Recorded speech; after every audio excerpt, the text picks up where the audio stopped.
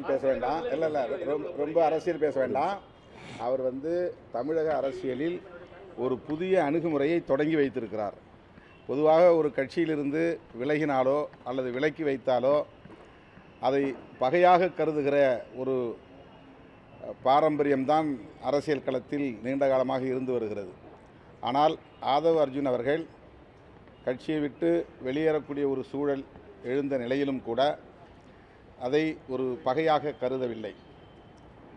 வழிகள் இருந்தாலும் கூட அதை எதிராக நிறுத்தவில்லை. தான் இன்னொரு கட்சியில் போய் சேர்ந்து பொதுச் செயலாளர் பொறுப்பை ஏற்று செயல்படுகிற இந்த சூழலில் உங்களுடைய வாழ்த்தும் எனக்கு தேவை என்று என்னை தேடி இந்த அலுவலகத்தை தேடி வந்திருக்கிறார் என்பது தமிழக அரசியல் கற்றுக்கொள்ள வேண்டிய ஒரு நாகரிகமாக நான் பார்க்கிறேன். கருத்தியல் ரீதியாக எவ்வளவு முரண்கள் இருந்தாலும் களத்தில் நாம் எதிரெதிர் துருவங்களில் நின்று செயல்படக்கூடிய நிலை இருந்தாலும் கூட இத்தகைய நட்புறவை பேணுவது ஒரு நாகரிகமான அணுகுமுறை. அந்த வகையிலே ஆதவ் அர்ஜுன் அவர்களுக்கு என்னுடைய வாழ்த்துக்கள். உங்களுடைய தம்பிமார்களுக்கு நீங்கள் கற்றுக் கொடுத்த அரசியல் நாகரிகம் அப்படின்னு எடுத்துக்கோங்க. இந்த நாகரிகம் நான் கற்றுக் கொடுத்தேன் என்பதை விட நாம் ஒவ்வொருவரும் கற்றுக்கொள்ள வேண்டும்.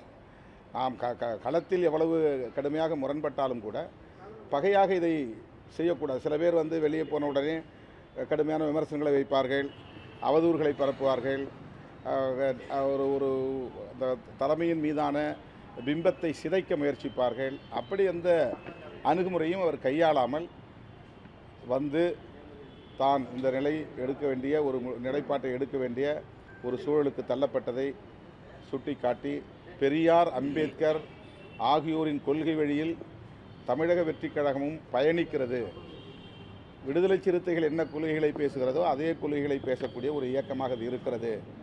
எனவே இதில் நான் மனப்பூர்வமாக இணைந்திருக்கிறேன் என்ற விளக்கத்தை தந்தார்.